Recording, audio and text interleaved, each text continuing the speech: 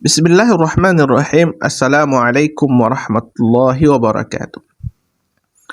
Alhamdulillahilladzi an'amana bi ni'matil imani wal islam.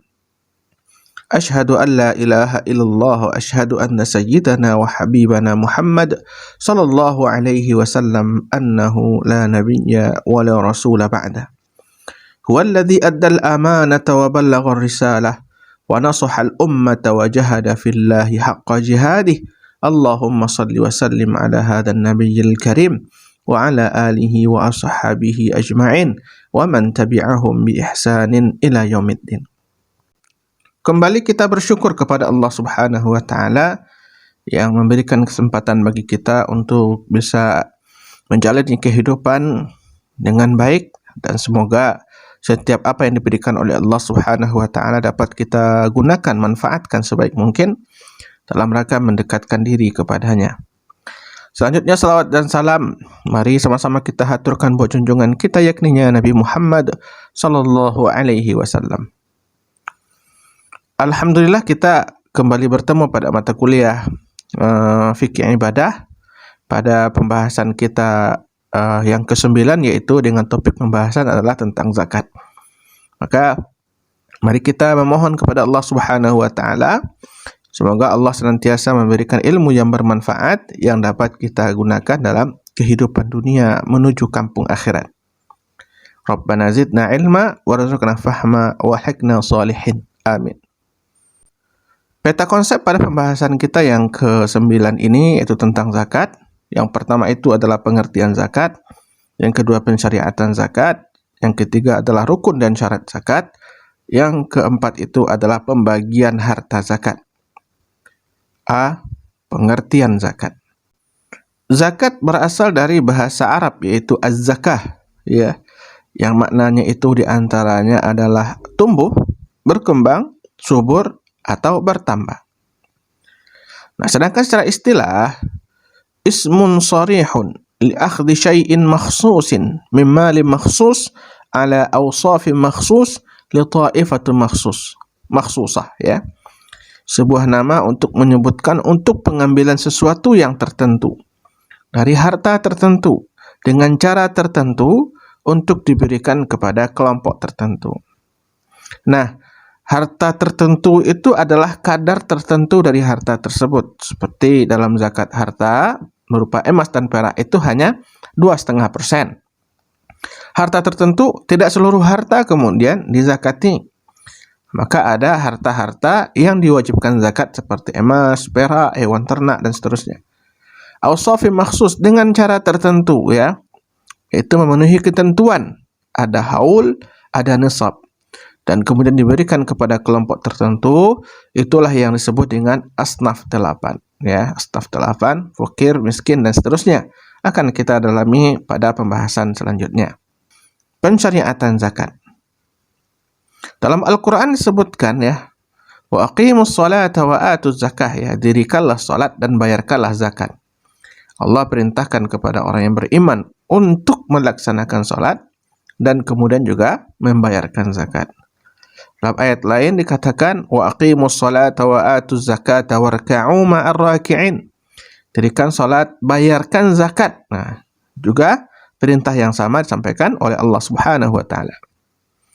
Nah, dalam ayat lain juga dikatakan wa ma umiru illa liya'budullaha mukhlishina lahuddin hunafa'a wa yuqimus salata wa yu'tuz zakata wa dzalika dinul qayyim, ya. Mereka mendirikan salat dan juga membayarkan zakat. Maka yang demikianlah agama yang lurus, kata Allah. Nah, dalam hadis Rasulullah dikatakan, ya, bunyil islamu ala khamsin. Islam itu dibangun di atas 5 pilar, yang diantaranya itu adalah az-zakah, yaitu membayar zakat. Nah, dalam hadis lain juga dikatakan, ya, a'limhum anna Allah aftarada 'alaihim shadaqatan fi amwalihim tu'khadhu min aghniyaihim faturaddu 'ala fuqaraihim. Jadi sebelum Rasulullah mengutus Muaz ke Yaman, Rasulullah berpesan kepada Muaz, karena sesungguhnya Islam itu mengajarkan, Allah mewajibkan yang namanya sedekah. Sedekah itu maknanya adalah zakat yaitu harta yang diambil dari orang kaya dan kemudian dibagikan kepada fakir miskin. C. Rukun dan syarat zakat. Rukun dan syarat zakat. Nah, yang pertama itu adalah rukun zakat. Yang pertama adalah niat, ya. Karena Rasulullah katakan innamal a'malu binniyah wa likulli imri'in ma nawa. Amalan manusia itu ditentukan oleh niat mereka masing-masing dan akan mendapatkan balasan sesuai dengan apa yang ia niatkan. Jadi kalau seandainya dia berzakat niatnya tidak benar, maka amalan tersebut akan batal. Nah, lalu yang kedua itu ada muzakki, orang yang berzakat. Dengan syaratnya adalah muslim, baligh, berakal, merdeka. Jadi orang non-muslim kalau dia berzakat maka tidak zakat namanya, ya. Dia harus balik dan kemudian berakal, berarti sehat pikirannya, dan kemudian merdeka, dia itu bukanlah seorang budak. Yang ketiga ada mustahik, yaitu orang yang berhak menerima zakat. Nah, seperti Allah jelaskan dalam surat Taubah ayat 60, innamas sadaqatu lil fuqara'i wal masakini wal 'amilina 'alaiha wal mu'allafati qulubuhum wa fir riqabi wal gharimina wa fi sabilillahi wa ibnis sabili faridatan minallah wallahu alimun hakim. Siapa saja mereka? Yang pertama fakir, yang kedua miskin, amil zakat, yang keempat mu'allaf, yang kelima orang budak, ya, memerdekakan budak, yang keenam itu adalah orang yang berhutang, yang ketujuh orang yang di jalan Allah, dan kedelapan mereka yang sedang dalam perjalanan. Nah, itu adalah mereka yang berhak mendapatkan zakat tersebut. Lalu kemudian mal, harta, ya. Ada harta yang dizakatkan itu. Nah, adapun ketentuannya adalah yang pertama, sampai nisab, artinya batas minimal harta yang dimiliki seseorang untuk dizakatkan. Contohnya pada kambing itu 40. Di bawah 40 tidak wajib zakat, ya. Pada emas itu 85 gram emas, ya. Seperti dikatakan Rasulullah SAW itu, ketentuannya itu adalah 20 dinar, ya. 20 dinar itu dicoba dikonversikan sekarang itu lebih kurang 85 gram emas. Dan kemudian pada pertanian itu 5 wasak yang lebih kurang setara dengan 750 kg. Nah, itu yang pertama. Yang kedua ada haul. Haul itu adalah masa 1 tahun kepemilikan. 1 tahunnya itu dihitung 1 tahun qamariyah. Yang ketiga, kepemilikan sendiri atau berharta itu istilahnya dalam bahasa lainnya disebut dengan milkut tam, ya. Dia berhak untuk membelanjakan dan tidak terkait dengan kepemilikan orang lain dan tidak ada sangkut pautnya dengan hutang piutang, ya. Maka itulah yang maksud dengan milkut tam atau kepemilikan sendiri. D. Bentuk-bentuk zakat. Yang pertama ada zakat fitrah. Nah, ini zakat yang disyariatkan oleh Allah Subhanahu wa taala kepada setiap orang yang beriman, setiap orang yang beriman yang hidup, ya.